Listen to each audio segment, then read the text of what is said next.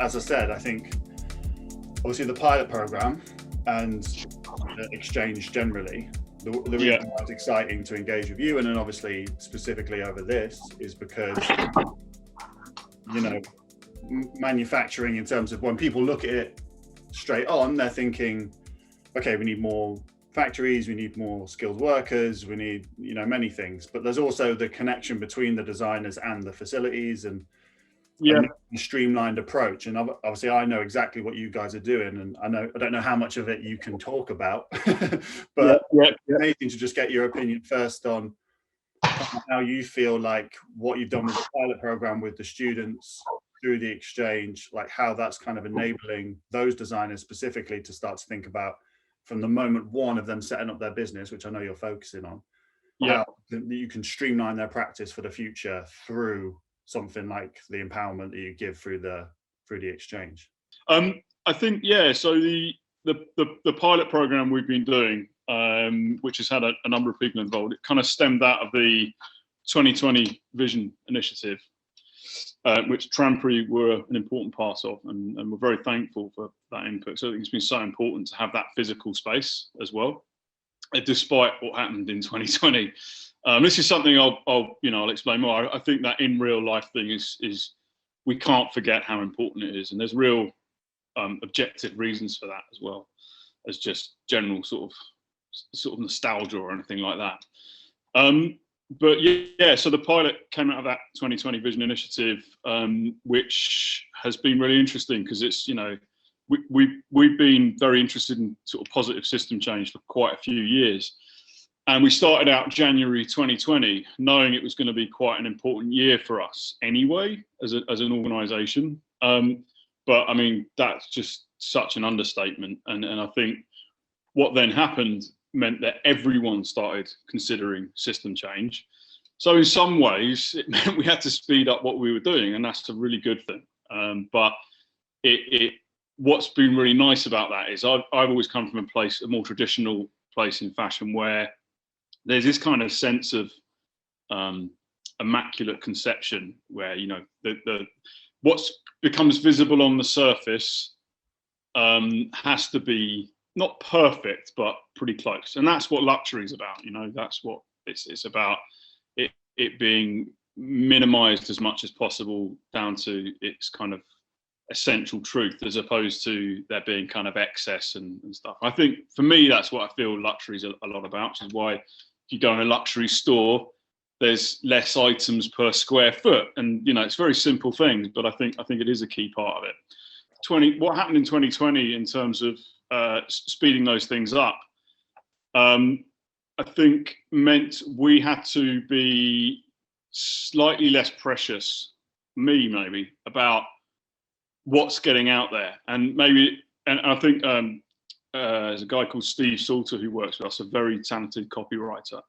And he came up with the slogan. So, well, it's not really a slogan, but the kind of the mantra for the 2020 Vision thing, which was change tested, which is really, really spot on. It really got the spirit of what we were trying to do, I think, which is okay. Well, look, everything's changing right now because it has to, because of necessity. So some of that has to be more visible than normal, and we need to sort of just embrace that.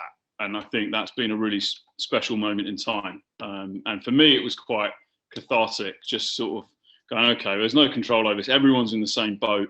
So what I would not normally want to be visible, I'm just going to not worry about it. And I think there's something quite nice about that. But yeah, so everything got sped up a lot. And I think what we then ended up doing was we took these 6 designers who are such an interesting cohort in their own right. And I think in many ways kind of sum up maybe a new wave of what fashion and luxury mean.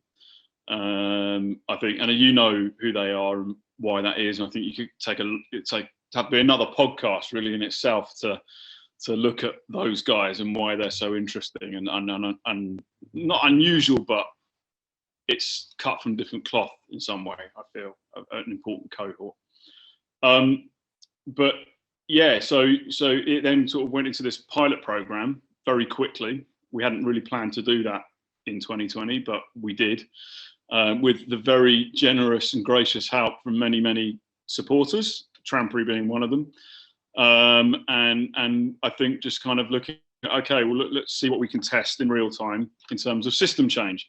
Now, as I said, a lot of those things we had been considering in advance, but just to suddenly kind of be not forced in a negative way, but in a positive way to just do it and go, okay, let's see. All right, it's not perfect. We haven't all got all the bits in place that we want, but we've got enough. We've got the ideas, actually. That's all that really matters. And we can bolt things together and sticky tape stuff together in different ways.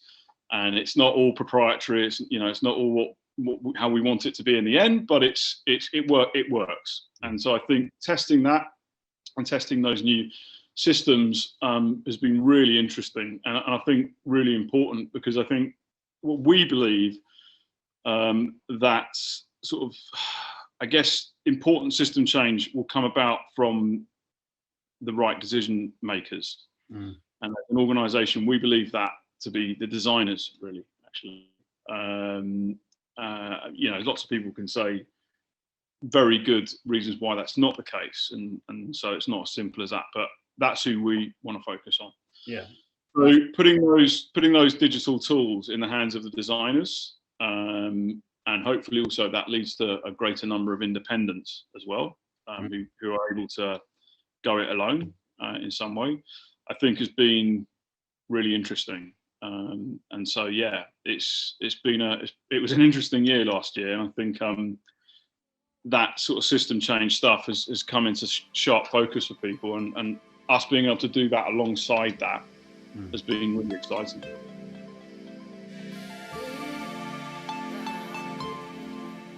And we talked before, you know, the whole virtual luxury group idea and stuff from thinking before.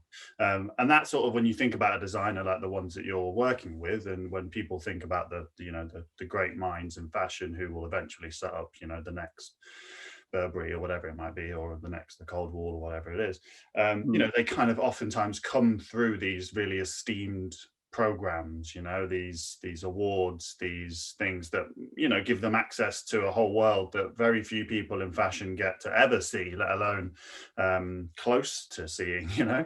But do you feel like that, and that virtual luxury group idea of the exchange, is that the way that you feel like you can kind of democratize this idea of access to information, and that allowing then designers to not, you know, make mistakes from the beginning, or feel like they can't do their manufacturing in England because of something that someone told them at university or something like that, you know? Like, what do you feel like that's the way through it, kind of thing, for a lot of people? Yeah, absolutely. I mean, there's a lot to unpack in that. I think as an organisation, and me individually especially, I think we believe in what I would call a longer tail fashion industry, which is an economic term. Almost no one knows what it means. It's quite a specific thing.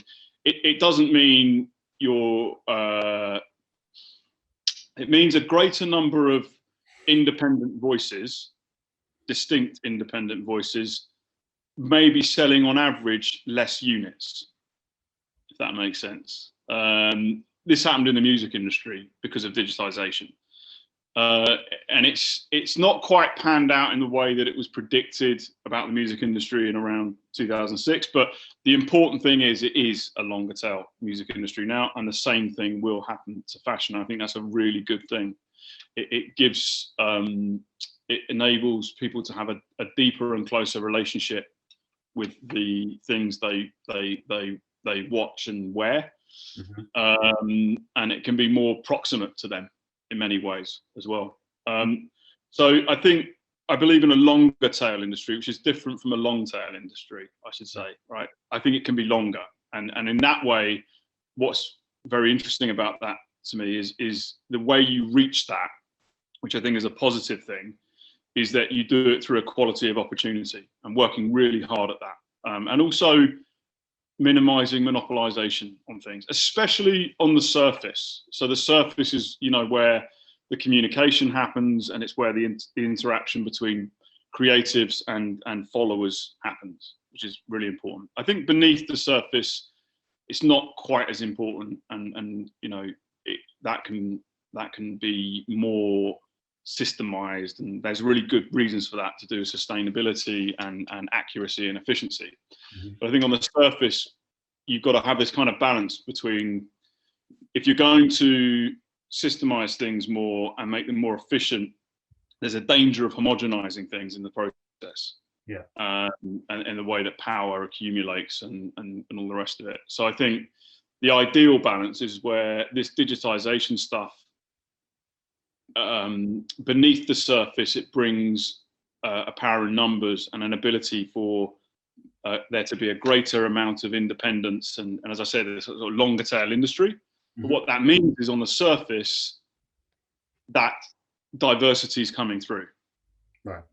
I hope that makes sense. It's not, because it's weird. You think that the one would mean that the other happens. You know, that if you democratize, if digital tools democratize things, then we'll just naturally see a more diverse landscape. But it's not actually the case always. So I think understanding the difference between sort of the surface and the supply chain is quite important, and we're more interested in what's beneath the surface, I guess, as an organisation. Well, because we've had those conversations about the music industry from both of our pasts, right? And as you can say, it all looked to make sense, that sort of move, but the sort of the hierarchy technically flattening in regards to the production of music product, it happened, but the actual distribution element did somewhat, but still not really. Like, it kind of still fell into the hands of the people who it was in the hands of before, which is like the record labels. And the flip side of the same coin, and maybe there's not too much avoiding that. With digital innovation comes that democratization of things, but it also can help with monopolization of things, and that's hard to avoid.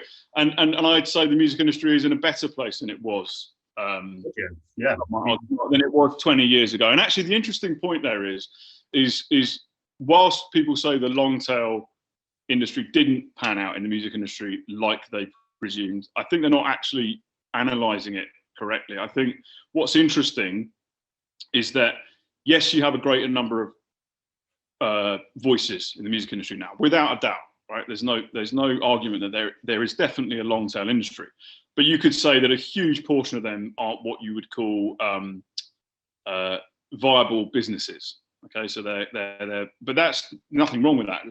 There's a lot of satisfaction that can give people just sharing what they do and being creative, and I think that's really important. But from an economics perspective, if you just say, okay, well, don't include those people then, if you want to say they're not viable businesses, what you've got left is you still have a significantly different, in terms of what's viable, it is a longer tail industry. And what's even more interesting is that there's an increasing trend of the intellectual property staying with the author, as opposed to being acquired by and owned by large groups. And that's something we're really interested in, because I think, you know, you can have the best of both worlds. You can provide the facilitation without actually having to own that IP, and it retains with the author.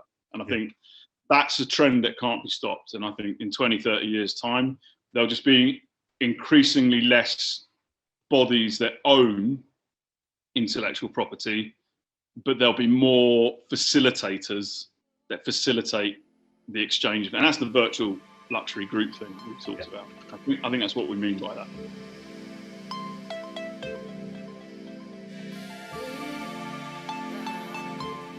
What you're doing with networking, like bringing, so obviously London as an example, there are lots of smaller and some kind of medium and large, like Fashion Enters of the world, who do have the facilities to do sampling and full production lines for designers, you know, pretty much across the spectrum, especially the early stage and the emerging people.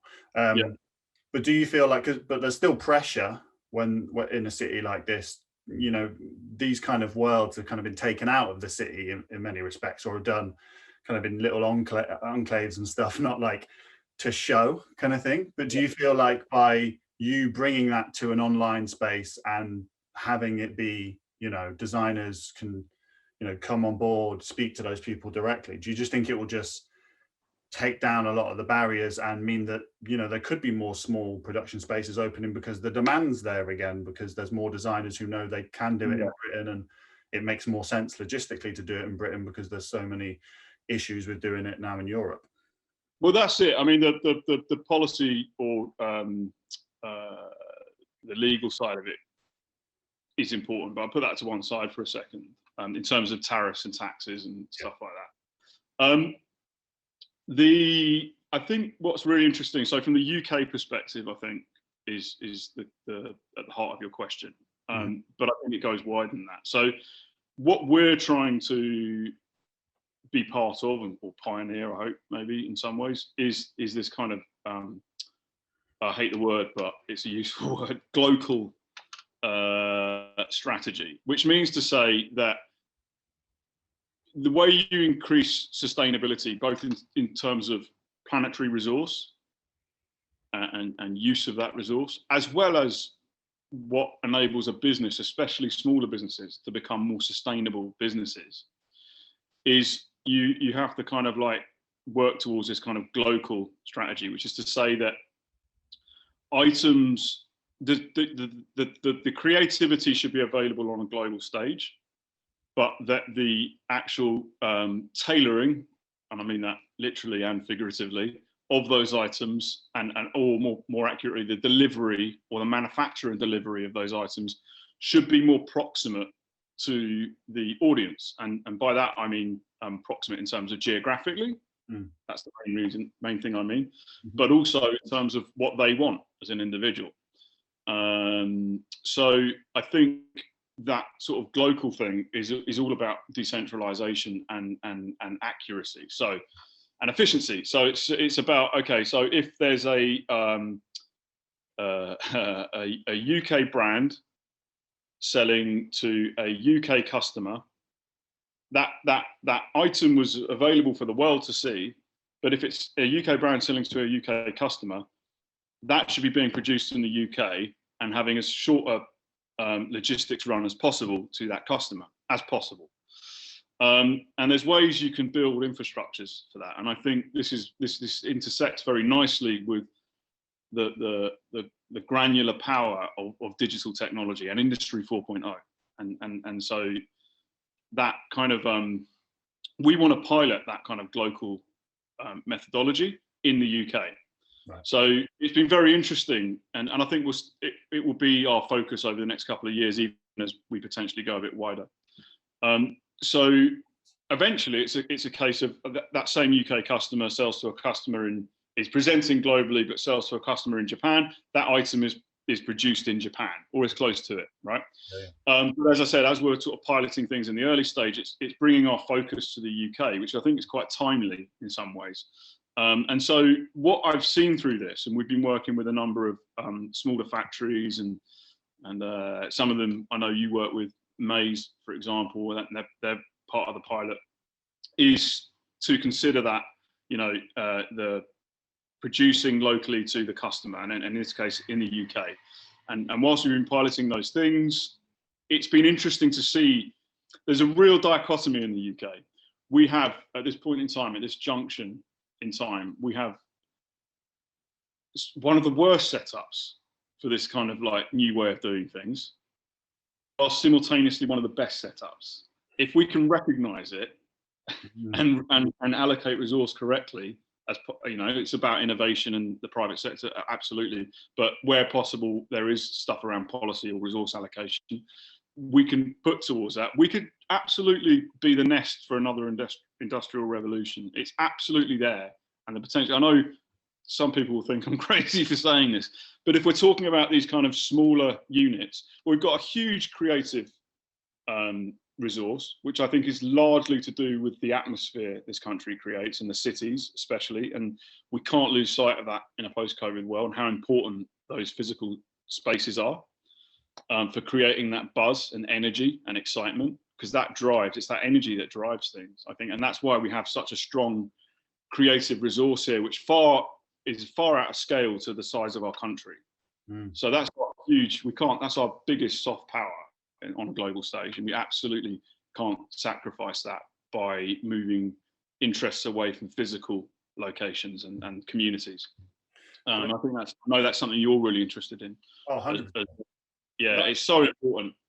the interest and so much of that. I mean, but then obviously with you guys, you know, with obviously swimming. Yeah, so the digital. Yeah, okay. So what I was going to say was, because there's a lot in your question actually, and I think I really want to try and answer it all.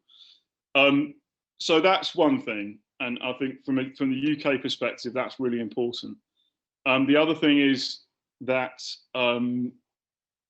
we do have a very good environment for industrial or digital innovation as well. And again, though, you know, countries like Germany are getting further ahead in this area, and we need to catch up. Industry 4.0. But again, that works really well. Because we sold everything out to offshoring, all we have left is smaller units in terms of manufacturing and industry, which is, I believe, ideal for this new, more sustainable and accurate and digitally fueled way of doing things. So all the ingredients are there for us. If we'd only recognise it and nurture it and protect it, we could lead the way again in industrial revolution.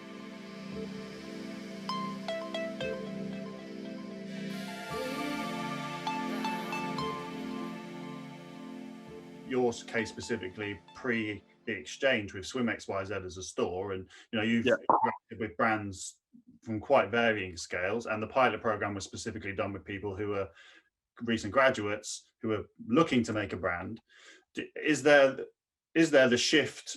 Like, you know, we probably interface with a lot of people who, you know, want to make those changes and kind of understand those changes because they're ethical businesses and, you know, they're challenging themselves to be more positive. But is there more of a push from, say, the people that you had in the pilot program to do that? And are they more clear on how to do it now through the schooling system? Like, do you feel like they're being taught the right ways to have that happen? Or is it still the same old thing where they kind of come out and they're just like, oh, I don't really, and then they just need someone like the BFC to hook them up, or someone, you know what I mean, or a connect? I think well, look, you know, as you said before, the exchange is really excited by how we can digitally connect those nodes. And I think that the UK has some really strong nodes to use that sort of scientific vernacular. But in terms of networks and stuff, but I think we're very globally focused. But yeah, okay. So in terms of the institutions, I think until very recently, let's say prior to 2020, people, graduates or graduates were taught to drown but told to swim, and that's why a lot of them ended up not being able to have their own brands. And despite the kind of surface being democratized in some sense, you know, Instagram, Shopify, so the ability to reach customers, the supply chain had not been. So it was kind of a false economy, and you had a huge surge of people jumping in to do it. But they'd all been taught systems and methods that don't really lead to efficiencies. And efficiencies are so key for designers, independents, graduates, more key than anyone else. A lot of people say that, you know, sustainability is only there for the big brands because they're the only ones that can invest in it. I think that's not only not true, it's the actual opposite. Like smaller brands or independents or graduates, if they are trained in and think about efficient ways of doing things, so that's to do with not overproducing. It is also to do with the materials they choose, and I think there's a whole new world of digital innovation that's going to nudge people in the right direction for that. But again, it's mostly about not overproducing. So independents have the most to gain from leading the ways in accuracies. And I think what's happened in the last year is that has become more of a focus. And so I'm going to be doing a bit of teaching at LCF in March around business model innovation for fashion designers. Right. And I think the focus will be on how they build a business model which is more accurate and efficient. So to answer your question, I think they are really reacting now. Okay. But I don't know, had COVID not happened, potentially not, or it would have taken a lot longer, I think. Right. So I think because of that, they've had to shift things and so I think they are waking up to that. And I think there's a real appetite in those institutions to teach designers how to be more autonomous and efficient. But I think a lot of it's still there. A lot of it, the older system is still there, and the belief that, you're either, even the word emerging, I don't really like. I think it's a bit of a misnomer, and it actually serves to suppress in some ways, I think, because it implies that you're either drowning, trying to get, some sort of air, or you're plucked out by a golden helicopter and you're like a quazillionaire. Like, so many designers don't want either of those extremes. They want, why is it so binary?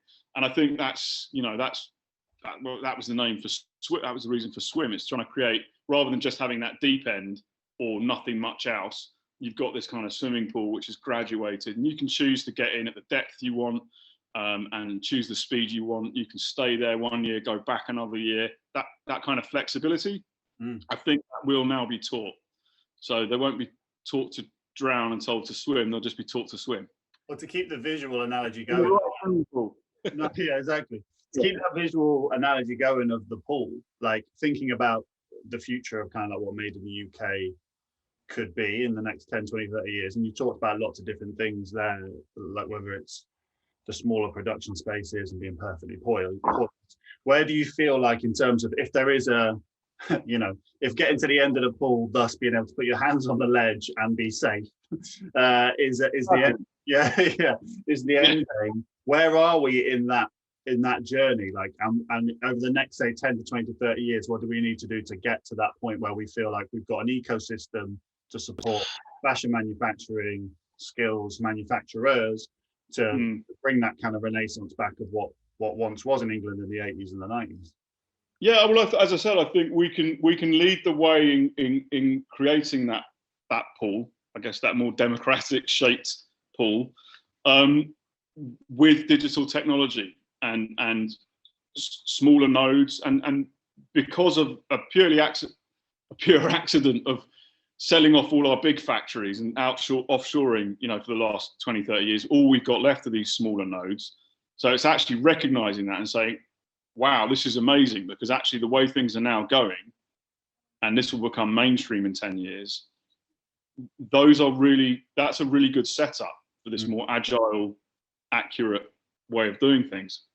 Technology will change, whereby I think we'll move away from economies of, I have to caveat this slightly, because but it's a broad use of the term, and I don't mean it quite entirely this way, because there's an ironic that you need an economy of scale to sustainability to make it work. But we're moving away from economy of scale in terms of units to possibly something more like economies of efficiency. And technology, soft and hard technology, is changing to support that. So, it might even be eventually, and I know people working on this that we're working with at the moment. Is a girl called Emma who's really focused on this. She's a bit ahead of her time with this. Yeah, exactly. She's a bit ahead of her time in some ways. I think it's saying, okay, well, maybe you have these micro factories, but they're also retail environments. Because that's important, as I said, to have those physical spaces. But those are networked together through things like the exchange and other things similar, in order to work efficiently to produce proximately for local audiences. And I think we are, as I said before, I think the UK is in such a good position for that, possibly one of the best positions in the world, actually, because we've got that creative element in spades as well. So it's just about, I think, recognizing that and not selling everything out even more than we already have. Accidentally, because we sold so much out, we've been left with this thing that's really great. Now, if we now go the full hog and sell everything out and give up entirely, then no, we won't do anything interesting. And this country will become a sad shell of its former self. But there is absolutely the ability now, with the right people, to focus on this sort of more sustainable digital way of doing things, and we can create that. We can pioneer that new pool.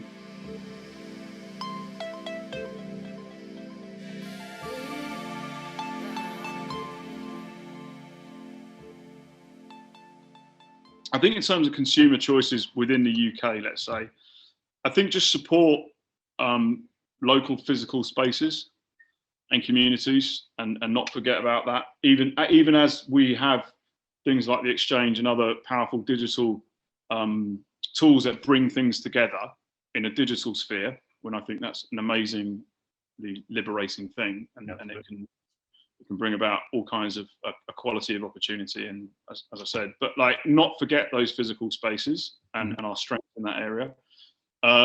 That's one thing. Also, you know, deferred gratification.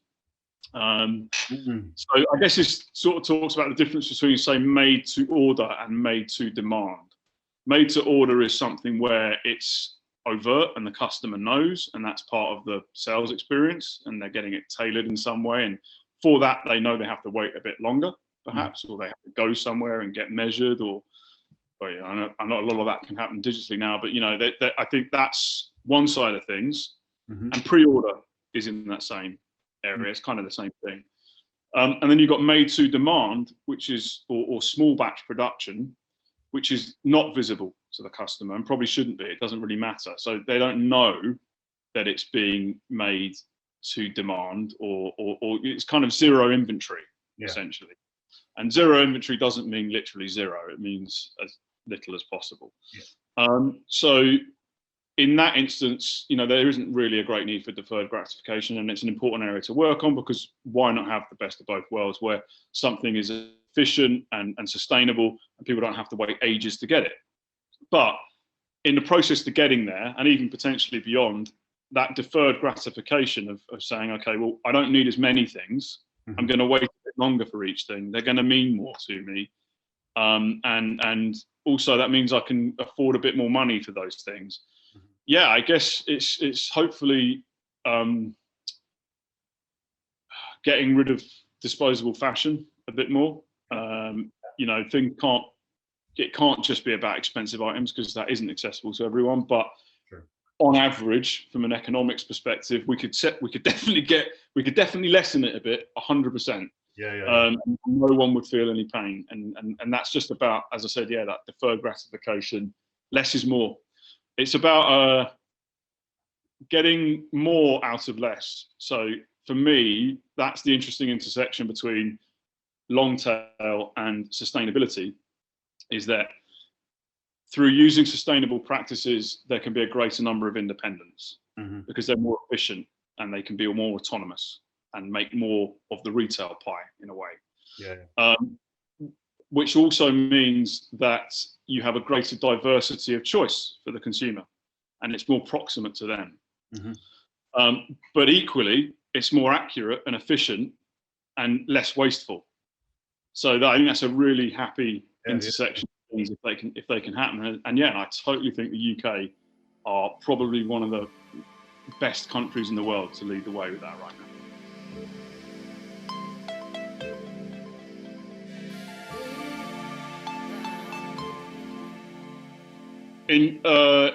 In some shape or form, invest in those smaller manufacturing units who are well placed to produce in smaller quantities. I think those manufacturing companies need to get better at that, sampling their sampling units, for example, and I think, and take some risks in that area, or have a, they've got to stay in business, and it's still economies of scale, 100%. But start trying to test those waters a bit, so that the brands can help them by encouraging them to do that. And I hope the exchange can also help make that work economically, as an intermediary between those things. And then in terms, sorry, go on. Yes, and then trying to bring some sort of network effect about, so that the more of those designers and factories that do that, the more value they extract themselves from that happening.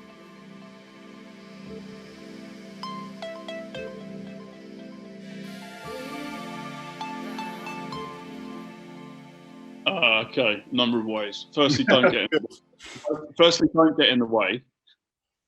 I know that sounds like sort of staunch capitalist I don't mean it like that, but there's such a validity to that, because sometimes, you know, if you just get in the way of things, I think government can get in the way of certain innovations and natural orders of things, like how things can evolve and develop.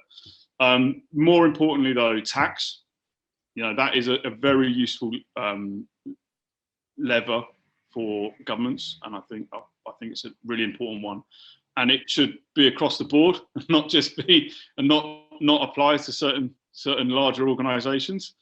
We have to try and lead the way with tax innovation. I think it's really boring, this, but I think it's really important, and incentivize sustainable decisions.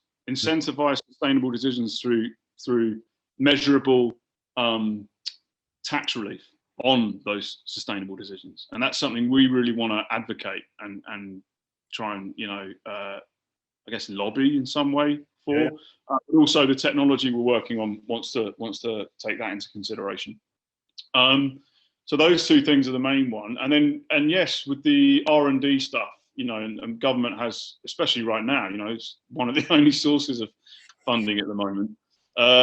Is you know, the Innovate UKs and all of those kind of things, is to just make sure that they have the right assessors and people who are not maybe entrenched in things from the past, and maybe are a bit more open-minded to new ways of doing things, I guess, and making sure there's some good funds put to. I know there is already, you know, there is a lot of attention being put in this area, but Industry 4.0, cultural communities, in real life cultural communities, not just digital innovation.